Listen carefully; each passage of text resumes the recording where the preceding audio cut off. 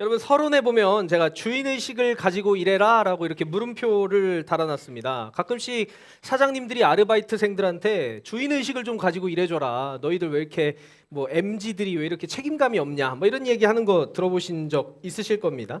근데 약간 불성실한 직원들한테 약간 뭐 다그치듯이 그런 말 하는 건 이해가 되는데 적당히 잘하고 있는 직원들한테 그런 말 하는 건 조금 이해가 안 됩니다. 왜냐하면 알바생은 주인이 아니기 때문입니다. 주인이 아니니까 주인의식이 없는 게 너무 당연한 거라는 거죠. 그리고 여러분들도 일터에서 일하시다 보면 내 회사다라는 생각으로 일해라 이런 말 들어보신 적 있으신가요? 근데 그럴 수가 없습니다. 내 회사가 아니니까요.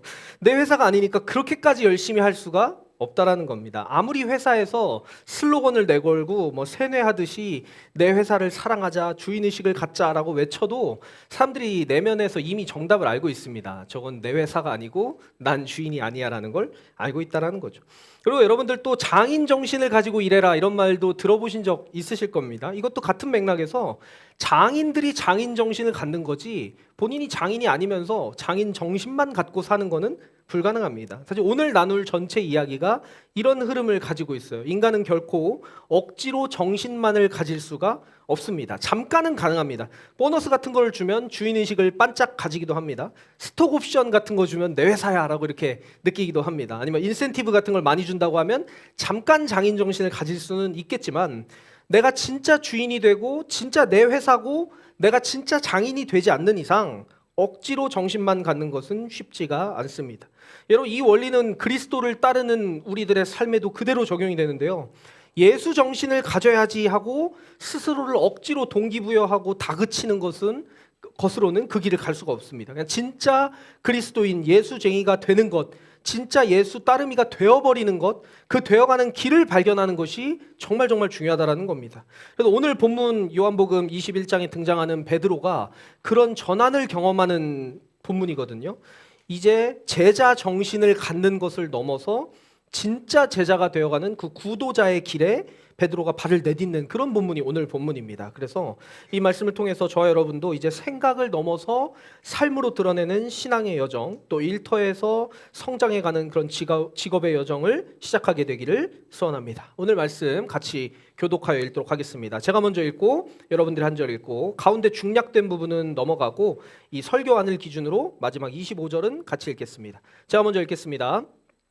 그들이 아침을 먹은 뒤에 예수께서 시몬 베드로에게 물으셨다. 요한의 아들 시몬아, 내가 이 사람들보다 나를 더 사랑하느냐?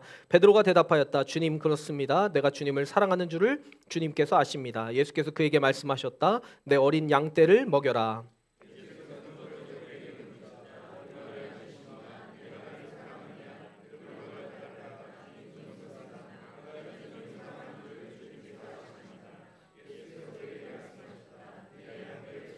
예수께서 세 번째로 물으셨다. 요한의 아들 시몬아, 내가 나를 사랑하느냐? 그때 베드로는 예수께서 내가 나를 사랑하느냐 하고 세 번이나 물으심으로 불안해서 주님께서는 모든 것을 아십니다. 그러므로 내가 주님을 사랑하는 줄을 주님께서 아십니다 하고 대답하였다. 예수께서 그에게 말씀하셨다. 내 양떼를 먹여라.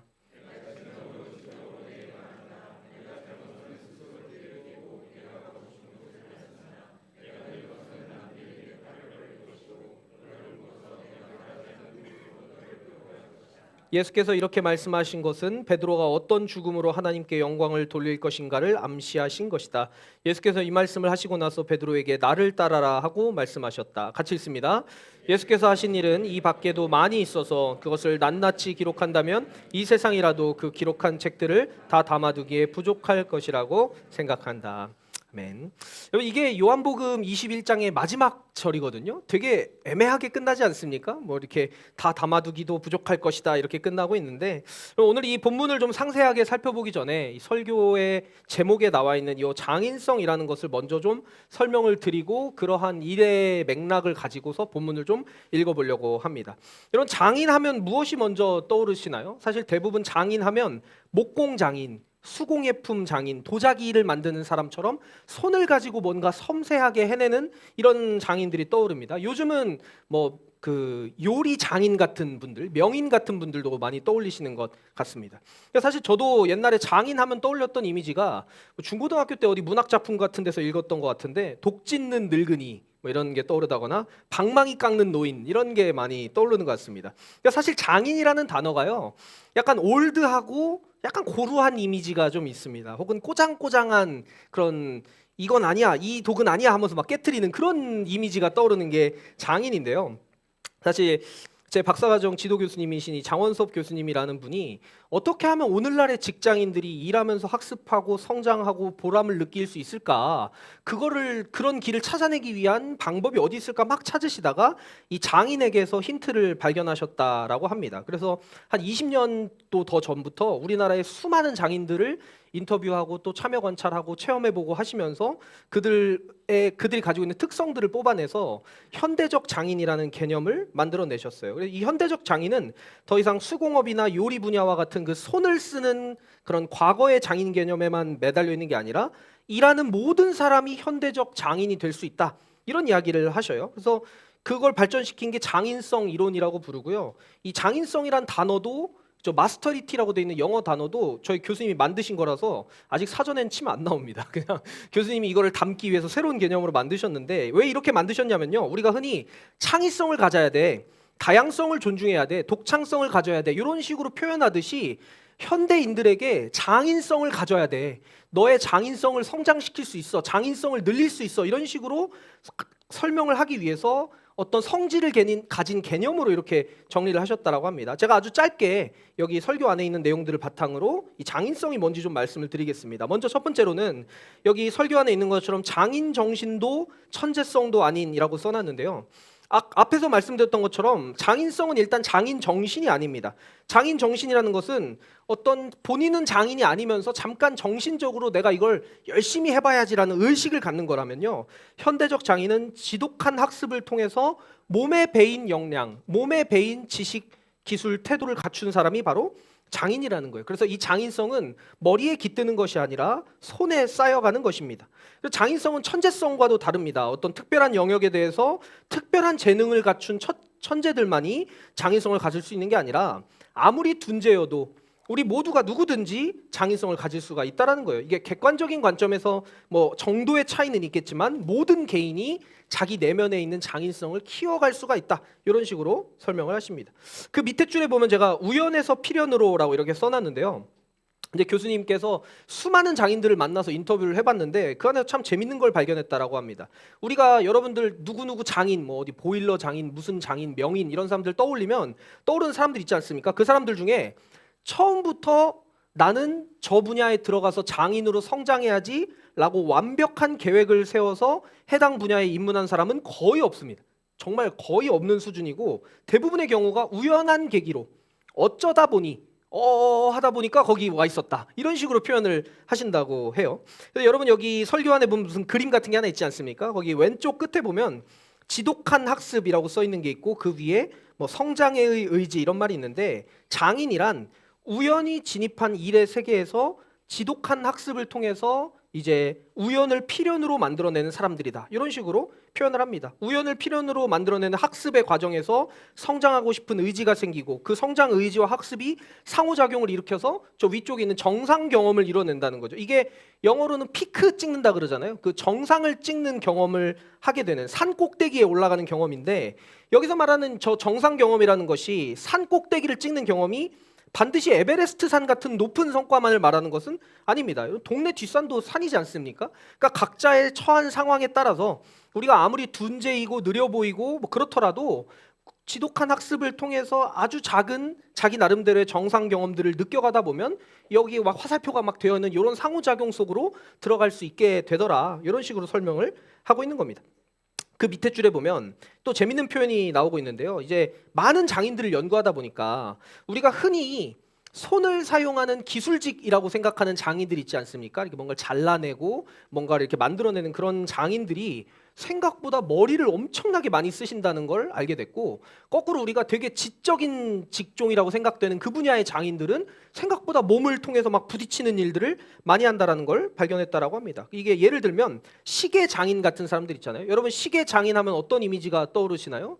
이 손끝의 감각이 진짜 예민해가지고 정말 조그마한 무슨 톱니바퀴 같은 거, 무슨 안경 같은 거 끼고서 잡아서 집어넣는 이런 이미지가 떠오르니까 이 감각에 정말 모든 걸 부을 거라고 생각하는데, 막상 그런 분야의 장인들을 만나보면 정말 철저하게 계산하고 뭐 0점 몇 미리 단위로 이것들을 분석하고 계산하고 재료들의 어떤 역사, 어떤 재료가 어떤 특징을 갖는지를 정말 꾸준히 연구하고 공부해서 그걸 통해서 어떤 창의적인 시도를 하는 그런 사람들이 많다라는 거예요. 이제 그거를 한 단어로 만들어 본 게 생각하는 손이라고 이제 표현을 해놓은 겁니다. 되게 역설적인 말 아닌가요? 손을 가지고 하는 직업을 가진 사람들도 손만 뭐 반복하고 끝나는 게 아니라 생각하는 손을 갖게 되고, 반대로 뭐 연구직 장인 같은 사람들 있잖아요. 정말 머리를 많이 쓸 것 같은 사람들, 그런 장인들을 인터뷰해 보면 그 사람들 중에는 되게 무모할 정도로 잘 모르겠으니까 그냥 여러 번 해보자 하고 뭐 100번, 1000번 반복하다 보니까 뭔가 길을 찾는 이런 경우가 되게 많았다는 거예요. 요거를 수고하는 머리라고 이렇게 표현을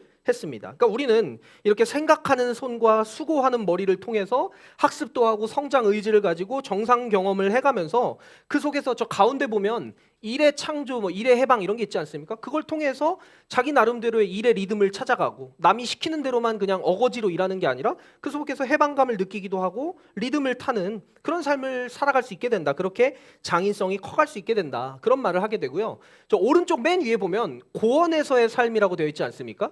장인들을 많이 분석해 봤더니 많은 장인들이 되게 그 정상 경험을 하고 나서 되게 큰 성과를 만들고 나서 그 성과의 과거의 영광에 머물러 있는 사람은 장인이 일단 되지도 못하고요. 피크 경험을 한 다음에 살짝 내려와서 고원이 어딘가요? 여러분 뭐 히말라야 몇 좌 이런 게 있으면 그 꼭대기도 있지만 그 꼭대기에 올라가기 전에 적당히 높은 위치에서 이제 베이스 캠프 같은 걸 만들어서 거기 거주하면서 뭐 몸을 적응하고 이러지 않습니까? 그것처럼 이제 높은 수준의 성장을 그 정상을 경험한 다음에 그보다 조금 낮은 단위의 고원에 거주하면서 거기서 자기와 비슷한 수준의 장인들과 교류하기도 하고 서로 같이 배운 것을 넓혀가기도 하고 또 후학들을 가르치기도 하는 이런 과정들을 막 거치면서 그 안에서 또 새로운 인사이트를 얻어서 또 지독한 학습을 하게 되기도 하고, 이런 선순환 과정에 들어가는 사람들이 장인이 되더라. 거꾸로 말하면 요 8가지 요소의 흐름에 들어가면 우리도, 그냥 우리 같은 일반 직장인들도 뭐 장인성이라는 것을 키워갈 수 있게 될 것이다. 이런 식으로 정리를 하고 있는 겁니다. 이 이론을 한 문장으로 정리해 보면요, 장인적으로 학습을 하고 장인적으로 일하다 보면 영향력을 발휘하게 되고 성취를 누리게 된다. 근데 그 성취로 인해서 다시 한번 학습으로 돌아오게 된다. 이런 식의 선순환 구조를 알아볼 수가 있습니다. 여기까지는 이제 제가 학교에서 배웠던 교수님이 밝혀낸 그 이론인데요.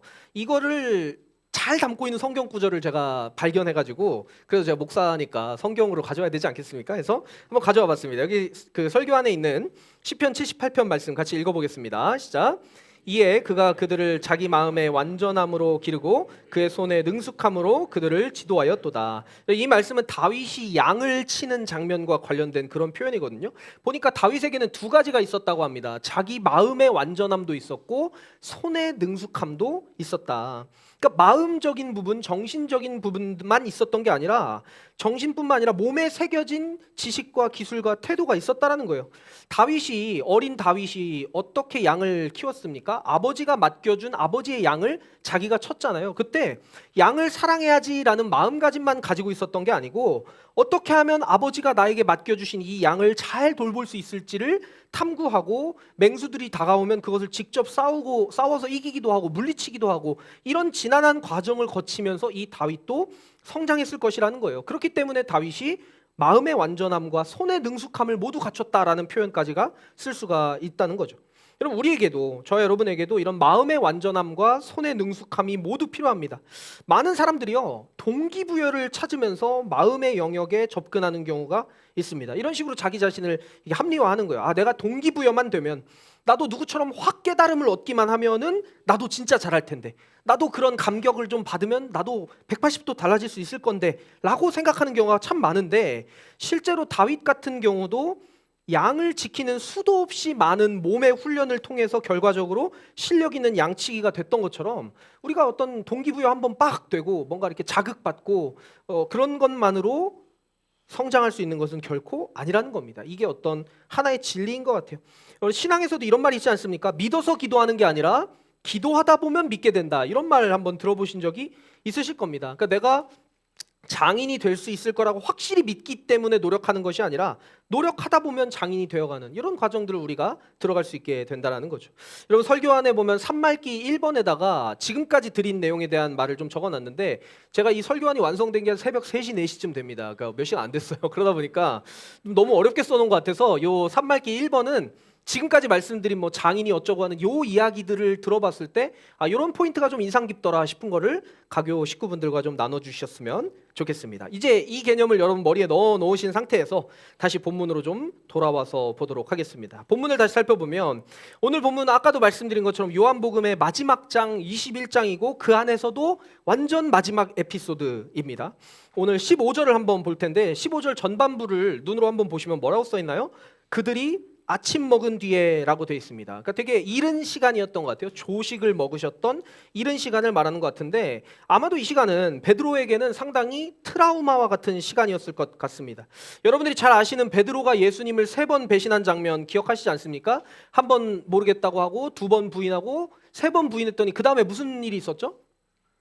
닭이 울었다 그러잖아요. 그게 아침을 알리는 닭이 울었던 겁니다. 그러니까 베드로가 예수님을 배신했던 장면은 아주 이른 아침 시간에 일어났던 일이었다는 거죠. 그리고 요한복음을 잘 살펴보면요, 베드로가 예수님을 모른다고 부인하는 그 장면에서 불이 피워져 있었고 그 불을 쬐고 있었다 이런 표현이 나오거든요. 그리고 오늘 본문 바로 앞에도 보면 베드로를 비롯한 제자들이 물고기를 낚고 예수님께서 숯불을 피워 놓으셨다 이런 장면이 나오고 있습니다. 그러니까 이게 약간 상상력을 발휘해 보자면요, 베드로의 입장에서는 정말 트라우마가 자극되는 시공간이었던 거예요. 자기가 예수님을 배신했던 바로 그 아침 시간대, 자기가 예수님을 모른다고 말했던 그 불이 막 비춰지고 있는 그런 공간적인 온도, 그 상황에서 자기 앞에 예수님이 떡하니 앉아있는 그런 상황에서 지금 예수님과 대화를 하고 있는 겁니다. 그래서 아마도 베드로 입장에서는 예수님이 나를 크게 혼내실 수도 있겠다라는 생각으로 여기 앉지 않았을까 싶습니다. 그래서 실제 성경을 읽어보면 베드로가 되게 위축된 모습을 보여줍니다. 우리 15절 다시 한번 읽어볼까요?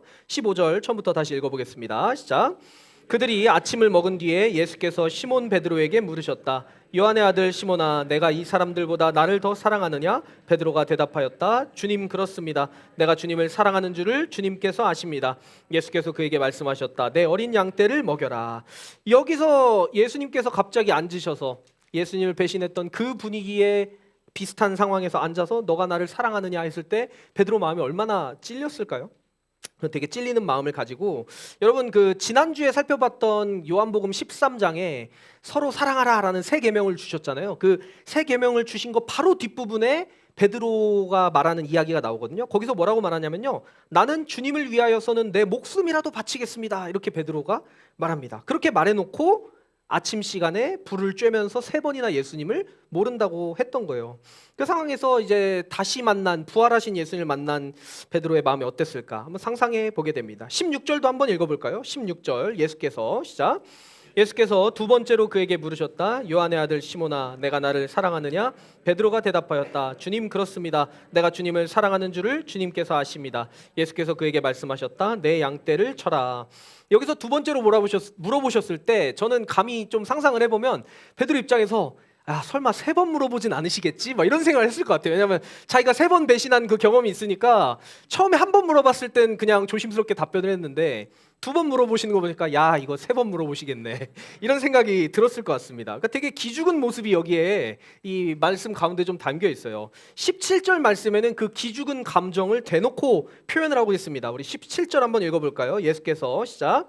예수께서 3번째로 물으셨다. 요한의 아들 시몬아, 내가 나를 사랑하느냐? 그때 베드로는 예수께서 내가 나를 사랑하느냐 하고 3번이나 물으심으로 불안해서 주님께서는 모든 것을 아십니다. 그러므로 내가 주님을 사랑하는 줄을 주님께서 아십니다 하고 대답하였다. 예수께서 그에게 말씀하셨다. 내 양떼를 먹여라.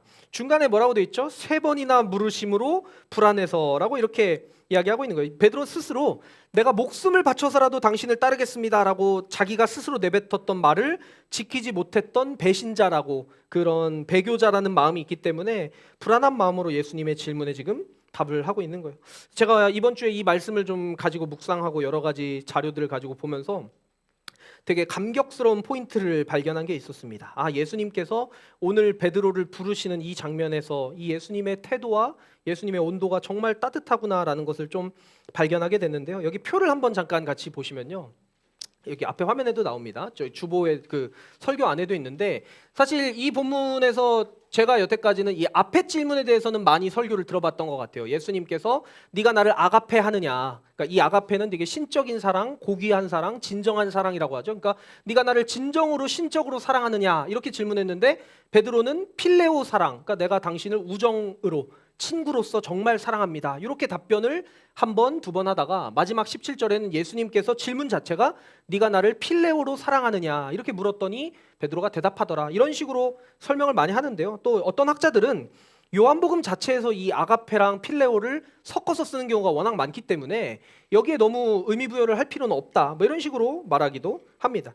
그래서 저는 이 부분보다는 좀 뒷부분에 집중을 해보려고 하는데요. 그 전에 이제 베드로의 마음을 한 번만 더 생각해 보면 여러분 베드로가 아까 전에 말했던 요한복음 13장에서 예수님 앞에서 예수님이 시킨 적도 없는데 자기가 나는 목숨을 던져서라도 당신을 사랑할 수 있습니다 라고 말할 때는 아마도 베드로는 자기 위치를 몰랐던 것 같아요. 자기가 어디까지 할 수 있는지를 전혀 모르는 상태, 자기 인식이 전혀 안 된 상태였던 것 같습니다. 여러분 그 연애 프로그램 같은 거 요즘 많이 하지 않습니까? TV에? 저는 잘 안 봐서 모르는데 그런데 보면 이제 남성 출연자분들이 주로 이게 여성 출연자분에게 제가 모든 걸 맞춰 드릴 테니 저랑 만나 주십시오. 제가 99 할 테니 당신은 1만 하십시오. 뭐 이런 말 한대요. 뭐 아무런 고생도 안 시키겠다고 이런 식으로 말해 놓고서 막상 시간이 좀 흐르면 왜 나만 노력하냐고 이렇게 화를 내고 싸운다고 합니다. 아마 그 사람 같은 경우는 자기의 인내력의 한계가 어디인지 몰랐던 거겠죠. 그냥 지금 당장 상황에서는 내가 진짜 착하다고 생각하고 내가 진짜 잘해줄 수 있다고 생각해서 그런 말을 했을 텐데 시간이 지나면 안 됐던 것처럼 요한복음 13장에서의 베드로는 목숨도 던질 수 있습니다라는 그 말을 자기가 지킬 수 없다라는 걸 몰랐던 것 같습니다. 몰랐으니까 예수님을 결국 3번이나 부인하게 되고 자기 자리를 깨닫게 되면서 오늘 본문까지 오게 된 거겠죠.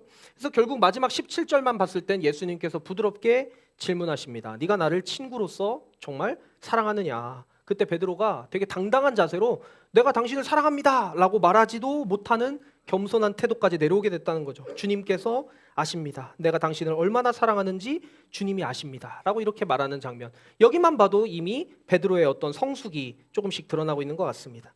근데 오늘은 제가 이 뒷부분에 조금 더 집중을 해서 말씀드린다고 했는데 예수님께서 이제 내 양을 뭐 쳐라, 내 양을 돌봐라 이런 말을 하시는데 15절에는 양이 어떤 양이라고 되어 있냐면 아르니아라고 해서 어린 양들이란 단어라고 합니다. 저도 헬라어를 잘 몰라서 그냥 연구된 걸 가지고 말씀드리는 건데 이 어린 양들은 진짜 아기 양을 뜻합니다. 젖을 먹여야 되고 진짜 죽을 수도 있어서 막 돌봐줘야 되는 이런 어린 양이고 이 앞에 어린 양을 향해서 어떤 동사가 붙어 있냐면 보스케라는 단어. 이 단어가 잘 맞는 단어래요. 어린 양을 이게 정말 젖먹이를 키우듯이 섬세하게 돌봐줘라. 이 두 단어가 딱 맞아떨어지는 단어라고 합니다.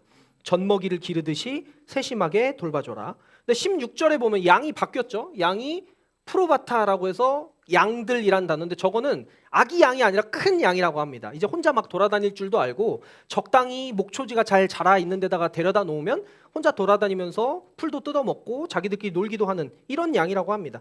그런 양들에게는 그 앞에 있는 동사 포이마이네라고 하는 목양하라 이 단어가 또 잘 맞는 단어예요. 그러니까 너무 막 쫓아다니면서 젖먹이처럼 도와주는 건 아니지만 걔네를 잘 지켜봐주고 먹이가 있는 곳으로 데려가주고 물을 먹을 수 있게 해주고 이런 식으로 돌봐주는 게 맞다는 거죠. 그래서 15절에 있는 저 두 가지와 16절에 있는 두 가지는 딱딱 그 틀이 맞는 그런 말씀이라는 겁니다. 그런데 17절이 조금 신기하다는 거예요. 17절에 보니까 양은 어떤 양이죠? 예, 아기 양이 아니라 다 큰 양이에요. 다 큰 양을 말하는데 돌보는 방식은 다시 아까 맨 처음에 말했던 아기 양을 돌보는 방식으로 돌아와 있다라는 거죠. 이게 무슨 뜻인가? 여기 표현이 바뀌었으니까 이게 뭔가 의미가 있을 텐데 싶어서 붙잡고 있다가 이런 마음이 들었습니다. 여러분 저도 그렇고요. 우리 대부분의 사람들은 선형적인 성장이 당연하다고 생각합니다.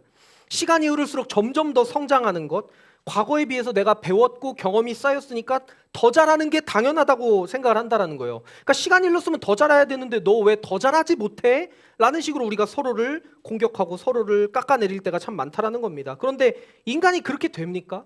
정말 계속 성장하기만 하나요? 경험이 쌓이면 진짜 계속 잘하게만 되나요?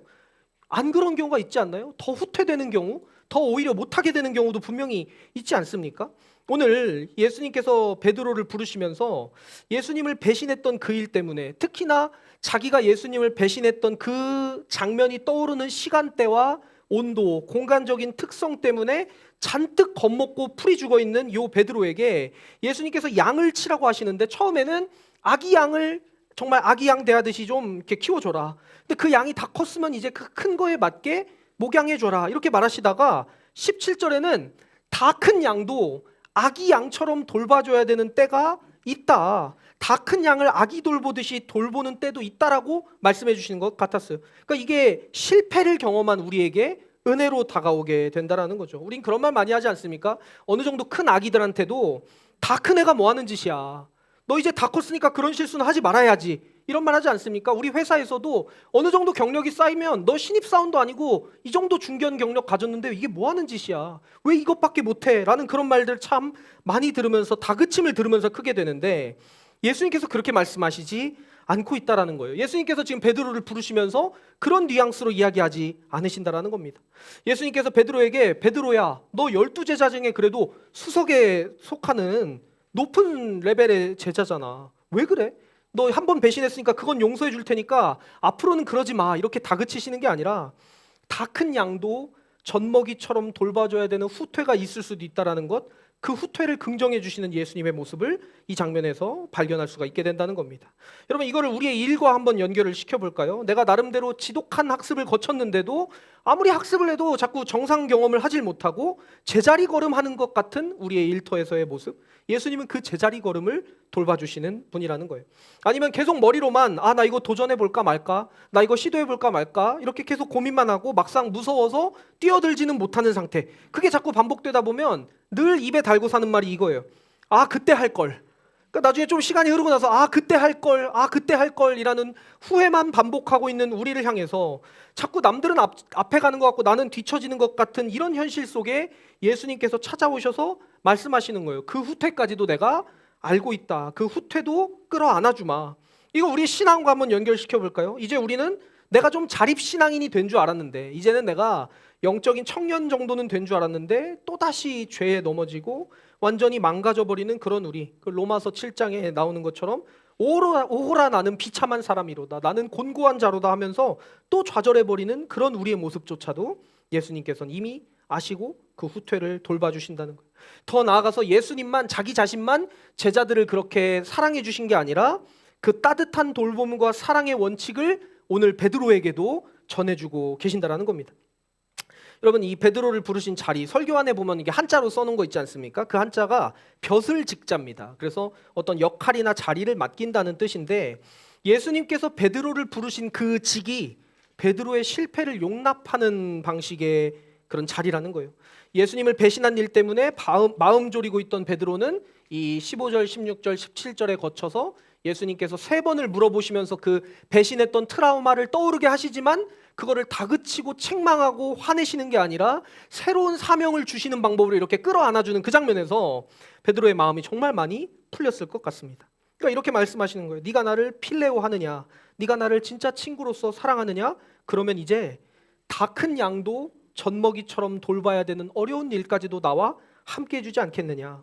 그 말 속에 12제자에 속해 있고 목숨을 던져서라도 당신을 따르겠다고 호언장담했다가 폐잔병처럼 실패해버린 그 베드로를 향한 용납과 사랑이 담겨 있었다는 거죠. 이런 사랑이 있었기 때문에 요 다음 말씀이 의미가 있는 것 같습니다. 왜냐하면 요 다음 18절, 19절 말씀은요, 그 부분만 보면 베드로에게 너무 가혹하고 좀 잔인한 말씀이 아닌가라는 생각이 드는 그런 부분이거든요. 우리 18절과 19절 같이 한번 읽어보겠습니다. 시작. 내가 진정으로 내게 말한다. 내가 젊어서는 스스로 띠를 띠고 내가 가고 싶은 곳을 다녔으나 내가 늙어서는 남들이 내 팔을 벌릴 것이고 너를 묶어서 내가 바라지 않는 곳으로 너를 끌고 갈 것이다. 예수께서 이렇게 말씀하신 것은 베드로가 어떤 죽음으로 하나님께 영광을 돌릴 것인가를 암시하신 것이다. 예수께서 이 말씀을 하시고 나서 베드로에게 나를 따라라 하고 말씀하셨다. 여러분 아시는 분들도 많으실 텐데, 이제 교회 그 전승에 따르면요, 베드로가 십자가에 거꾸로 매달려서 죽었다라는 그런 전승이 많이 흘러내려오지 않습니까? 그래서 그 전승을 가리키는 말씀이라고 볼 수가 있는데, 베드로 입장에서 이게 참 무서운 얘기 아닙니까? 방금 전까지 너에게 내 양을 먹여라, 내 양떼를 쳐라 이런 얘기를 하시더니 갑자기 아주 무서운 얘기를 하시는 거예요. 그런데 저는 감히 상상을 해보건대 이 본문의 상황에 처해 있는 베드로에게는 이제 자신의 예수님을 3번 배신했던 그 배신에 대해서 용납받은 베드로의 입장에서는 마냥 무겁고 잔인한 말씀으로만 들리지는 않았을 것 같아요. 그 용납 선언을 받아들였기 때문에. 그런 용납받은 베드로의 입장에서는요, 여러분 18절 말씀이 은혜입니다. 여러분 이거는 저와 여러분이 늘 기억했으면 좋겠어요. 대부분의 경우에는요, 정말 하나님 안에 거하는 삶에서 대부분의 경우는 구속이 은혜예요. 구속이 은혜입니다. 스스로 띠를 띠고 내가 가고 싶은 대로 막 다녀도 내버려 두는 것이 저주인 경우가 많고요. 남들이 나를 묶어서 바라지도 않는 곳으로 데려가는 것 같아 보이는 그 길이 축복인 경우가 정말 많다라는 거예요. 여러분 오늘 그 풍성한 삶으로의 기초 수료식을 했는데요. 풍성한 삶의 기초를 놓는다는 것이 되게 무서운 말인 거 아십니까? 그 전까지는 여러분 맘대로 사셨어도 되는 거예요. 맘대로 행동해서 됐는데 풍성한 삶의 기초를 놨으니까 이제는 그 기초에 갇혀서 사셔야 된다라는 거예요. 이 풍삼기를 수료했다라는 말은 이제는 내 맘대로 살던 삶이 아니라 풍성한 삶의 기초 위에서 묶인 채로 살겠다는 결단을 오늘 하신 거라고 저는 감히 생각을 합니다. 그리고 그 기초 위에서 나 혼자가 아니라 이끔이와 따름이가 함께 서고 서로 잡아주면서 이 기초 안에서 있겠다라는 그런 결단을 오늘 내리신 거라는 겁니다. 여러분 일의 세계와 같이 연결을 시켜볼까요? 여러분 내가 원하는 대로 적당히 일하고 노력하지 않고 임금을 많이 받는 그런 직장이 참 좋은 직장처럼 보이잖아요. 그런데 당장은 그런 직장이 최고의 축복인 것처럼 보일지라도 만약에 그런 자리에서 자리만 차지하고 있다가 내가 가지고 있는 칼이 무뎌진 사람이 있다면 어떻게 될까요? 내가 가지고 있는 무기, 이게 역량이라는 무기가 될 수 있겠죠. 근데 내가 가지고 있는 칼이 안전하고 편안한 자리에서 한 번도 쓰지 않아서 점점 무뎌지고 녹슬고 있는 그런 사람이라면 어떤 결정적인 순간이 왔을 때 큰 고통을 겪게 되지 않겠습니까? 제가 아까 그 장인성을 키워가자는 거는 뭐 직장 생활하면서 주인의식을 갖자, 내 회사라고 생각하자 이런 생각의 영역이 아니라고 말씀드렸잖아요. 그냥 진짜 묵묵히 일터 안에서 내가 가진 역량을 꾸준히 갈고 닦는 것이 성장입니다. 그러다 보면 남들이 뭐라고 말하냐면요, 그렇게까지 안 해도 돼. 거기까지는 아무도 안 봐. 그 부분까지 청소할 필요는 없어. 그 일은 자주 일어나는 일이 아니니까 가끔 터치하면 되는 거야. 그거 몇 년에 한 번 일어날까 말까야. 그런 사고는 절대 안 일어나라고 말하는 그 지점을 다시 보는 게 이 장인적으로 일하는 사람의 태도라고 하거든요. 그런 사람들의 삶이 결정적인 순간에 세상을 살려냅니다. 결정적인 위기의 순간을 이겨내는 것은 그런 태도로 일하는 사람들이라는 거예요. 그런 태도로 일하는 사람이 위험한 순간에 자기 자신과 동료들을 지켜낼 수가 있습니다. 철저하게 묶여 있는 것처럼 구속된 것처럼 사는 사람이. 그러니까 지금 베드로의 입장에서는요, 이제 17절의 말씀에서 예수님께서 나를 품어주신 거예요. 나를 다시 한번 나를 따르는 제자로서 불러주시더니 갑자기 18절에 너는 근데 네가 원하는 대로 젊었을 땐 다녔지만 이제는 남들에게 구속당해서 막 살게 될 거야. 그러다가 하나님께 영광 돌리게 될 거야. 그 십자가에 죽게 될 거야. 이런 말씀을 하시다가 가장 마지막에 뭐라고 하시나요? 그러고 나서 나를 따라라. 이렇게 이야기하시는 겁니다. 아까도 계속 반복해서 말씀드리고 있는 그 요한복음 13장에서 베드로가 예수님께 나는 내 목숨을 바쳐서라도 당신을 따르겠습니다 라고 말했을 때 예수님은 베드로를 부른 적이 없으셨어요. 예수님이 그 자리로 베드로를 부르신 적이 없었습니다. 베드로가 자기 욕심으로 인해서, 베드로가 자기의 욕망으로 인해서 그렇게 말했던 거였어요. 그런데 그렇게 실패했던 베드로를 예수님께서 품어주시고 나서 진짜로 불러주십니다. 이제는 진짜 나를 따라와라. 그랬더니 그 부르심이 베드로의 삶을 뒤집어 놓는 거예요. 아, 여기가 내 자리구나, 내가 갈 길이구나 라고 깨닫고서 아까 읽었던 19절에 나오는 것처럼 죽음으로 향하는 길인데 분명한데도 베드로는 그 길을 이제 기꺼이 갑니다. 왜냐하면 예수님께서 진짜 불러주셨기 때문에, 진짜로 목숨까지도 내어던지는 예수님의 제자가 되어가게 된다는 거죠. 여러분 이제 여기 소제목 3번에 보면 뭐 지게 장인이 가야 할 길 이렇게 되는데 저희 선배님 한 분이 그런 식으로 표현하시더라고요. 우리가 여러분들이 이제 어떤 전문직이시거나 뭐 목공 같은 걸 하시거나 요리사이시거나 하면 장인이 된다라고 하면 느낌이 딱 오시거든요. 그걸 기술을 익혀가면 되겠다. 근데 우리 같은 대부분의 직장인들은 이게 느낌이 잘 안 오는데 이거를 직장인이 아니라 그냥 직장 다니면서 월급 받고 시키는 일을 하면 끝나는 직장인이 아니라 나에게 맡겨진 이 직의 장인이 되어보자, 이런 식으로 표현을 하시더라고요. 여러분, 예수님께서 불러주신 직을 얻은 우리는요, 이제 세상의 리듬을 따라서 세상이 주는 욕망에 휘둘리면서 걷는 사람이 아닙니다. 그러니까 이제 회사에서 돈만 받는 직장인이 아니라 하나님께서 부르신 직의 장인이 되어가고자 하는 그 성장의 의지를 가지고 그 지독한 학습을 멈추지 않는 자들이 우리는 됐습니다. 그런데 그 안에서 오늘 본문에서 아까 살펴봤던 것처럼 실패도 맛볼 수밖에 없다라는 거예요. 실패하고 넘어지고 오히려는 더 퇴보하기도 하고 후퇴하기도 하는 그런 경험들이 우리를 많이 힘들게 할 겁니다. 하지만 그 실패가 이제 더 이상 우리를 완전히 저지시키지는 않게 될 것이다, 이렇게 말씀드리고 싶은데요. 여기서 오늘 본문을 묵상하면서 되게 신기하게 베드로가 뭔가 결단하고 예수님이 부르시자마자 곧바로 올라오는 생각이 하나 있었습니다. 그게 뭐냐면 비교 의식이에요. 여러분, 요한복음을 여러 번 보신 분들은 아시겠지만 요한복음에 보면 예수께서 사랑하시는 제자라는 사람이 나오지 않습니까? 이제 요한이긴 한데 본인은 요한이다 이렇게 쓰지 않고 계속 예수께서 사랑하시는 제자라고 쓰는 그 사람이 나오는데, 여러분 마태복음, 마가복음, 누가복음을 보면 누가 봐도 베드로가 1번 제자예요. 수제자. 근데 요한복음에서는 유독 이 예수께서 사랑하시는 제자한테 약간 밀리는 모습을 자꾸 보여주거든요. 이 사람이 진짜 1번 제자인 것처럼. 그래서 그런지 오늘 본문에도 이런 장면이 나옵니다. 이 맥락을 이해한 상태로 설교 안에 나와 있는 21절, 22절 같이 한번 읽어보겠습니다. 시작. 베드로가 이 제자를 보고서 예수께 물었다. 주님, 이 사람은 어떻게 되겠습니까? 예수께서 말씀하셨다. 내가 올 때까지 그가 살아있기를 내가 바란다고 한들 그것이 너와 무슨 상관이 있느냐? 너는 나를 따라라. 이게 맥락을 보니까 예수님께서 이 제자를 너무 사랑하니까 제자들 사이에서 야, 요한은 예수님이 너무 사랑하니까 죽지도 않을 건가 봐, 뭐 이런 식으로 소문이 돌았었나 봅니다. 이 예수께서 사랑하시는 제자는 죽지 않을 거라는 소문이 돌았던 것 같은데, 베드로가 지금 자신의 배신에 대해서 용납받은 상황, 그리고 그 후퇴 가능성에 대해서도 긍정받은 상황, 그리고 예수님께서 너는 결국에는 고난당하게 될 것이지만 나를 따라야 돼 라는 그 부르심까지 주신 그 상황에서 감격하다가 갑자기 생각났는지 바로 하는 질문이 이 비교의식에 기인한 질문이라는 거예요. 이게 참 인간의 어떤 연약한 모습, 우리의 모습이지 않을까 싶습니다. 그러니까 이제 이렇게 질문을 할 때는 이런 마음인 것 같아요. 베드로 입장에서 예수님, 저는 예수님께서 지금 말씀하신 대로 고난의 길 가겠습니다. 가긴 갈 건데 근데 예수님께서 사랑하시는 그 제자는 어떻게 되나요? 이런 식으로 묻고 있는 것 같아요. 우리의 믿음이 이렇습니다. 부르심에 감격했다가도 또 의심하기도 하고 누군가와 비교하면서 또 약간 좀 왔다 갔다 하기도 하는 이런 상황인데, 예수님께서 그런 저와 여러분에게, 그런 베드로에게 이 부분에서는 아주 강하게 이야기하십니다. 뭐라고 말씀하시나요? 그것이 너와 무슨 상관이 있느냐? 너는 나를 따라라.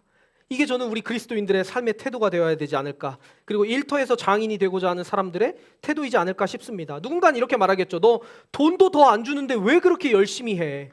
옆에서 자조 섞인 말들을 막 내뱉는 사람들 있지 않습니까? 어차피 그거 열심히 한다고 돈 더 안 주는데 뭘 그렇게 열심히 해? 라고 말하는 사람들. 혹은 옆에서 어차피 태어날 때부터 다 정해져 있는 거야. 어차피 금수저, 흙수저 다 정해져 있어서 네가 백날 노력해봤자 어차피 높은데 못 올라가 라고 운명론을 들이미는 사람들이 있어요. 혹은 계속 말씀드린 것처럼 뭐 물에 물 탄 듯 술에 술 탄 듯 그냥 적당히 흐름을 따라서 살면 된다라고 우리 주변에서 말하는 그런 사람들이 분명히 있습니다.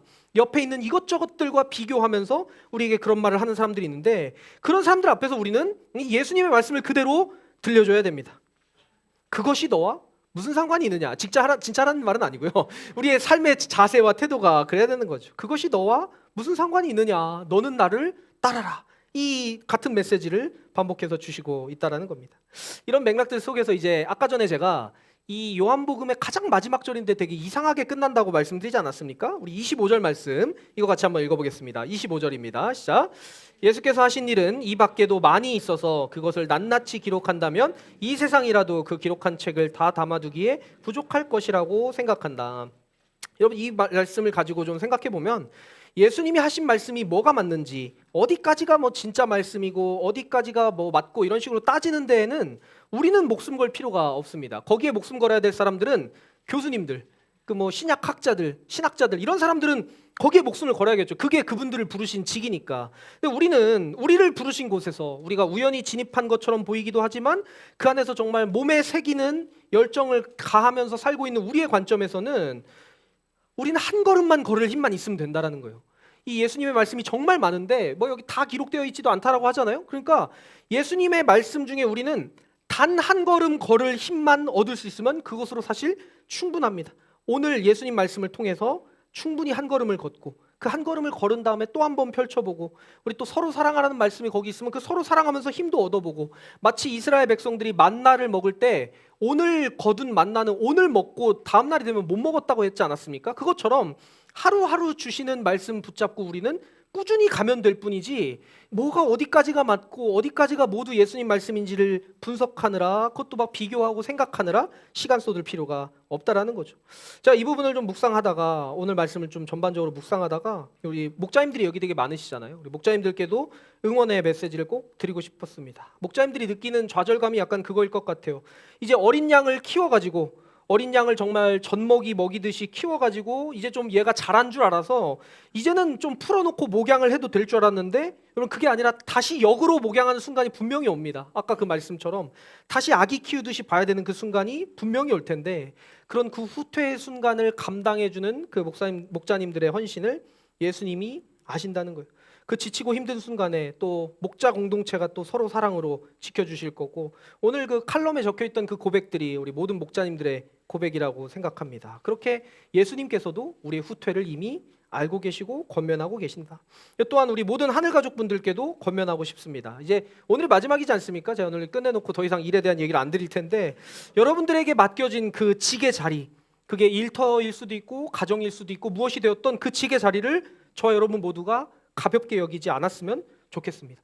제가 지난주에도 말씀드린 것처럼 정말 부정한 자리고 정말 나쁜 곳이면 떠나는 결정하셔야 됩니다. 근데 그거는 되게 다른 논이고 그게 아니라 일단 있어야 되는 자리라면 좋든 싫든 간에 지금 맡겨주신 순간에는 최선을 다해보려는 그런 노력 생각하는 손과 수고하는 머리로 지독한 학습을 해보려고 애쓰는 그 모습이 우리에게 필요하다는 거죠. 그렇게 하면 성공하기 때문이 아닙니다. 일반적으로는 그렇게 하면 성공하니까 그거를 감내하는데 우리는 그게 아니라 우리가 예수님의 제자이기 때문에 예수님께서 먼저 그렇게 하셨기 때문에 예수님께서 먼저 눈물 흘리면서 십자가를 지셨고 그 길 같이 가자고 초청해 주셨기 때문에 우리가 그 길을 가야 된다는 거죠.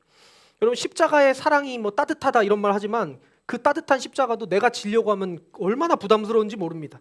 하지만 그 십자가를 일단 내 어깨에 지고 한 걸음 걷기 시작하면 그때부터 옆에 사람들이 보이는 거예요. 각자 자기 십자가를 지고 같은 방향으로 가고 있는 순례자들의 여정이 눈에 들어옵니다. 그걸 보면서 힘을 얻는 거예요. 그걸 보면서 서로 격려하면서 서로 살려줄 수 있는 우리 꿈꾸는 교회 가족들이 될 수 있었으면 좋겠습니다. 여러분 이제 말씀을 마무리하도록 하겠습니다. 이제 3월 설교 시리즈가 길 위의 예수, 일 위의 그리스도인 자 이렇게 잡아놨었는데요.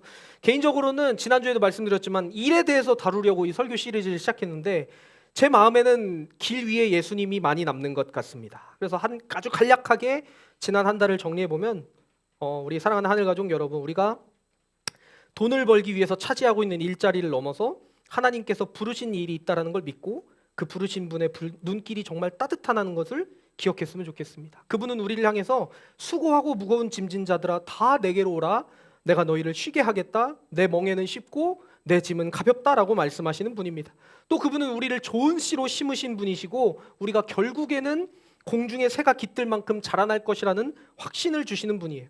우리가 그 믿음이 연약해서 믿음 없습니다. 믿음 없는 나를 도와주십시오라고 말할 수밖에 없지만 우리는 끝까지 갈 수 있는 힘을 가진 사람들이라는 겁니다. 또 예수님께서 세상에 평화를 주러 오신 게 아니라 칼을 주러 오셨다던 그 말씀도 기억했으면 좋겠습니다. 우리가 세상과 완전히 똑같아져서 그 어떤 구별도 없는 삶을 사는 것이 아니라 구별되는 삶으로 세상을 불편하게 하되 또 동시에 남들에게 손가락질하는 그런 삶이 아니라 묵묵하게 자기 십자가 질 수 있는 그런 그리스도인들 되길 소원합니다.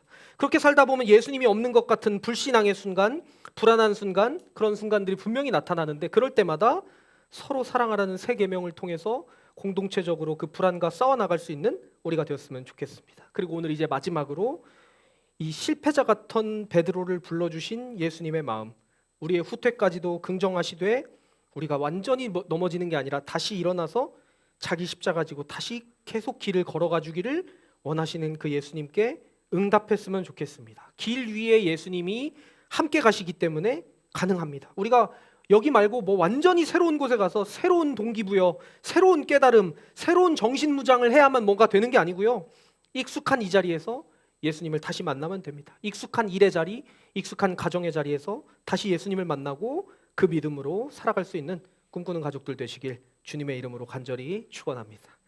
우리 말씀을 기억하면서 우리 1분간 침묵하도록 하겠습니다. 사랑의 하나님, 일의 의미에 대해서 또 그리스도인의 삶에 대해서 이 사순절 기간에 예수님의 말씀을 가지고 묵상할 수 있게 하시니 감사합니다. 하나님, 우리는 미련합니다. 우리는 어제 받은 은혜로 오늘 살 수 없는 너무나 짧은 그런 은혜의 유통기한을 가진 사람들입니다. 그러니 하나님, 우리에게 날마다 만나처럼 은혜를 부어주시고 날마다 우리를 불러주신 그 직의 자리에서 정말 성장해 갈 수 있도록 우리와 동행하여 주시옵소서. 축도하겠습니다. 이제는 우리 주 예수 그리스도의 구원의 은총과 하나님 아버지의 크신 사랑하심과 우리와 늘 동행하신 성령님의 역사하심이 오늘 함께 예배드리며 나도 길 위에 예수를 따라 일 위에서 걷겠노라 새롭게 결단한 우리 사랑하는 모든 꿈꾸는 가족들 머리머리 위에 이제로부터 영원토록 함께 계시기를 간절히 축원하옵나이다. 아멘.